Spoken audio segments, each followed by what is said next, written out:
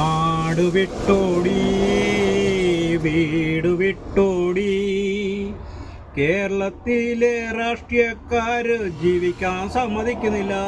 ഹള്ളോ നാട് വിട്ടോടി വീട് വിട്ടോടി കേരളത്തിലെ രാഷ്ട്രീയക്കാരെ കൊണ്ട് ജീവിക്കാൻ പറ്റുന്നില്ല. തമിഴ്നാട്ടിൽ പരമസുഖമാണ്. കേരളത്തിലോട്ട് വരുന്ന കാര്യം ഓർക്കുമ്പോൾ റോക്കറ്റ് കാലി ആകും എൻ്റെ പൊന്നു സഹോദരന്മാര്. കടലുകൾ താണ്ടി വന്ന് കാണാം പൊന്നും തേടി വന്നു. കടലുകൾ താണ്ടി വന്ന് കാണാം പൊന്നും തേടി വന്നു. നമ്മൻ്റെ നാട്ടിലെ കസാക്കന്മാരുടെ കസേര പോരുകൾ ഇടതും വലതും കടലുകൾ താണ്ടി വന്ന് കാണാം പൊന്നും തേടി വന്നു. തമിഴ്നാട്ടിൽ പരമസുഖം, കേരളത്തിൽ വന്ന പട്ടിണി, മൂതോ പട്ടിണി. അതുകൊണ്ട് തമിഴ്നാട്ടിൽ വരിക, സുഖമായിട്ട് ജീവിക്കുക. ഇപ്പം പണ്ട് തമിഴന്മാർ നമ്മുടെ നാട്ടിൽ വന്ന് ജീവിച്ചുകൊണ്ടിരുന്നതാണ്. കാലം മാറി. ഇവിടെ നല്ല ശമ്പളമുണ്ട്, നല്ല ക്ലൈമറ്റ് എല്ലാമാണ്. ഇവിടെ കേരളത്തിനേക്കാളും നല്ല ക്ലൈമറ്റാണ്. അവിടെ മഴയാണെങ്കിൽ ഒടുക്കത്തെ മഴ, ചൂടാണെങ്കിൽ ഒടുക്കത്തെ ചൂട്. അത് രണ്ടും ഇല്ലാത്തൊരു കാലാവസ്ഥയാണ് ഇപ്പോൾ തമിഴ്നാട്ടിൽ. അതുകൊണ്ട് ദൈവത്തിൻ്റെ സ്വന്തം നാടാണെന്ന് പറഞ്ഞിട്ട് കാര്യമില്ല. അവിടെ കുറേ കൊള്ളക്കാരെ നമ്മൾ ആ നാട് ഏൽപ്പിച്ചിരിക്കുക. അവന്മാരിങ്ങനെ കൊള്ളയടിച്ചുകൊണ്ടിരിക്കുക.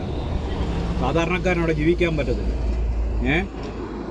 കള്ളനും കൊള്ളക്കാരനും പിടിച്ചുപറികാരനും പെണ്ണുപിടിയനും കള്ളുകുടിക്കാരനും കഞ്ചാവ് കച്ചവടക്കാരനും ഒക്കെ ജീവിക്കാൻ പറ്റിയ ഒരു സ്ഥലമാണ് ദൈവത്തിൻ്റെ സ്വന്തം നാടെന്നറിയപ്പെടുന്ന.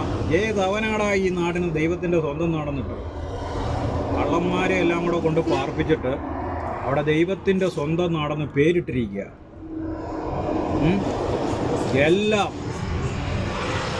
ഒരുത്തൻ്റെ വീട്ടിൽ കഞ്ഞി പുകയുന്ന, അതായത് പുകയുന്ന കഞ്ഞി വെക്കുന്ന കണ്ടാൽ അസൂയയും പർശന്യവും കുശുമ്പും കുന്നായ്മയും പിടിച്ച ഇതുപോലെ ലോകത്തിൽ വേറൊരാൾക്കാരും കാണത്തില്ല. കേരളക്കാരെ പോലെ തോളത്തെ കൈ ഇട്ടുകൊണ്ട് നടന്നിട്ട് നമ്മുടെ ശത്രുവിൻ്റെ മുമ്പിൽ നമ്മളെ കൊണ്ട് കൊടുത്തിട്ട് പറയാം അവനെ അടിച്ചോളാൻ പറയും. അത്ര വന്നം പിടിച്ചവന്മാരാണ് ഈ കേരളക്കാർ.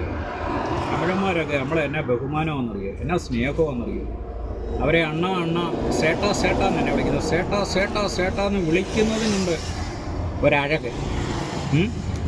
അവർ ചിരിച്ചാൽ, നമ്മളെ കണ്ടാൽ ചിരിച്ചാൽ ആ ചിരിക്കൊണ്ടൊരഴക്. എന്നാ വെച്ചാൽ വക്രതയില്ലാത്ത ചിരിയാണ്. നമ്മുടെ അവിടുത്തെ അവന്മാർ ചിരിക്കുന്നത് ഉള്ളു നേർമ്മിക്കൊണ്ടാണ്. ഇങ്ങനെ മൊത്തത്തിൽ ചിരിക്കത്തില്ല, ഇങ്ങനെ ആഫ് കണ്ടൊരു ചിരിയാണ്. നിനക്കിട്ട് വെച്ചിട്ടുണ്ടാകുന്നു.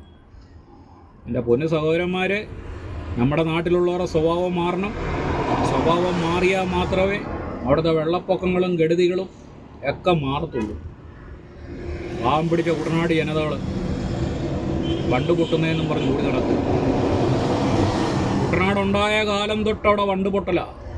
എന്തുകൊണ്ട് ജനതയെ നിങ്ങളാ വണ്ടിനെ ഉറപ്പിക്കാനുള്ള സംവിധാനം രാഷ്ട്രീയക്കാരെ കൊണ്ട് ചെയ്യിക്കുന്നില്ല?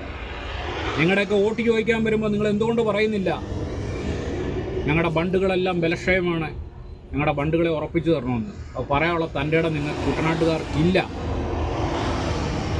ഇനിയെങ്കിലും നിങ്ങളുടെ നാടിനെ അറിയാവുന്ന, നിങ്ങളെ അറിയാവുന്ന, നിങ്ങളുടെ കഷ്ടപ്പാടും പങ്കപ്പാടും അറിയാവുന്ന ഒരു MLA-നെ നിങ്ങളവിടെ കയറ്റുക, ഒരു MP-നെ നിങ്ങളവിടെ കയറ്റുക.